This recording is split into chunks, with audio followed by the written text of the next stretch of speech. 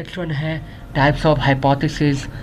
कितने types of की hypothesis हैं? मेजरली 3 टाइप्स ऑफ हाइपोथेसिस हैं, research hypothesis, null hypothesis and then testable hypothesis. Individually हमने इसको देखना है कि रिसर्च हाइपोथेसिस क्या होते हैं या इसके फर्दर क्या टाइप्स हैं, नल हाइपोथेसिस क्या होते हैं, इसके फर्दर क्या टाइप्स हैं, टेस्टेबल हाइपोथेसिस क्या होता है। ठीक है, मूव ऑन होते हैं इंडिविजुअल एक्सप्लेनेशन के लिए।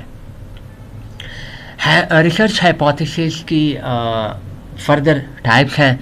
फर्स्ट वन है simple hypothesis, then second one है directional hypothesis and then third one है आपका non directional hypothesis. Move on होते हैं नल हाइपोथेसिस की तरफ। नल हाइपोथेसिस में आपका फर्स्ट हाइपोथेसिस आ जाता है सिंपल हाइपोथेसिस, देन आ जाता है आपका causal hypothesis and then complex hypothesis. Testable hypothesis की तरफ जाते हैं। टेस्टेबल हाइपोथेसिस को थोड़ा सा यहीं पर एक्सप्लेन कर देते हैं। टेस्टेबल हाइपोथेसिस आपकी relationship between independent variable and dependent variable के ऊपर आपकी प्रिडिक्शन, जो आपकी प्रिडिक्शन किसकी प्रिडिक्शन बता रहे होते हैं? रिलेशनशिप। आप रिलेशनशिप किसके बीच? डिपेंडेंट और इंडिपेंडेंट वेरिएबल। और ये डिपेंडेंट और इंडिपेंडेंट वेरिएबल वो वेरिएबल होने चाहिए कि जो मेजर हो सकें, टेस्टेबल हो सकें। ठीक है, इसकी एग्जांपल मैं आपको यूँ दे देता हूँ। मेजरेबल वेरिएबल्स वो वेरिएबल्स होते हैं जो आप काउंट कर सकें, मेजर कर सकें। ठीक है, टेस्टेबल मतलब टेस्ट कर सकें।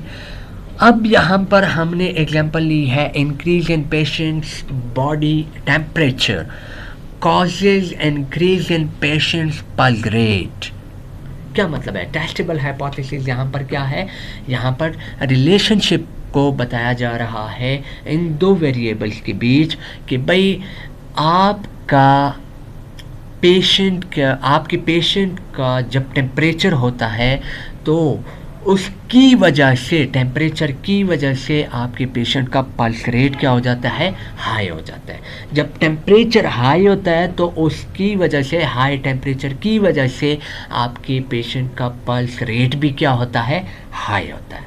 ठीक है, तो ये क्या है? मतलब है कि पेशेंट का जो टेम्परेचर है वो भी मेजरेबल है और वो वजह बन जाती है किस लिए? Increase in patient pulse rate भी क्या है? मेजरेबल है। तो ये टेस्टेबल हाइपोथेसिस इस तरह वर्कआउट कर रहा होता है डिपेंडेंट और इंडिपेंडेंट वेरिएबल में आपकी रिसर्च के दौरान।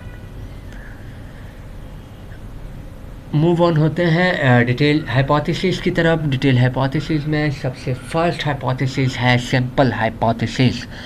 सिंपल हाइपोथेसिस आपका वो प्रिडिक्शन होती है, आपकी सिंपल हाइपोथेसिस में आपकी वो प्रिडिक्शन होती है कि जिसमें आपकी रिलेशनशिप इंडिपेंडेंट और वेरिएबल, डिपेंडेंट वेरिएबल और इंडिपेंडेंट वेरिएबल के दरमियान जब आपकी प्रिडिक्शन हो रही होती है तो उसके बीच जो रिलेशनशिप बन रहा होता है वो प्रिडिक्ट किया जाता है।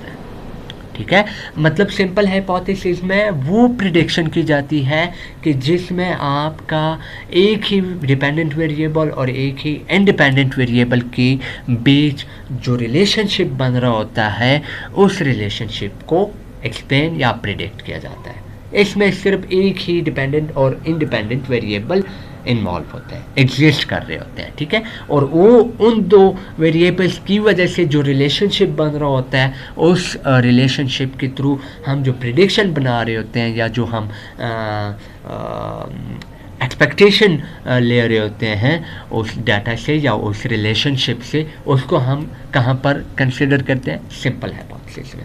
कम्प्लेक्स हाइपोथेसिस इसका एडवर्स हाइपोथेसिस है, मतलब इसकी एडवर्स सिचुएशन है। अब कम्प्लेक्स हाइपोथेसिस में क्या होता है?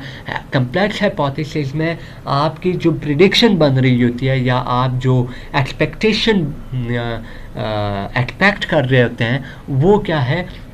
वो ये है कि आपकी एक या एक से ज़्यादा इंडिपेंडेंट वेरिएबल, एक या एक से ज़्यादा डिपेंडेंट वेरिएबल के बीच जो रिलेशनशिप्स बन रहे होते हैं, मतलब आपकी जो डिपेंडेंट और इंडिपेंडेंट वेरिएबल्स के बीच जो रिलेशनशिप डिफरेंट वेरिएबल्स के बीच जो बन रहे होते हैं, उन रिलेशनशिप से जो आप एक्सपेक्टेशन ले रहे होते हैं, प्रेडिक्शंस ले रहे होते हैं, उन प्रिडिक्शंस को क्या कहते हैं, हम कहाँ पर कंसिडर करते हैं, कम्प्लेक्स हाइपोथेसिस में हम उनको कंसिडर कर रहे होते हैं।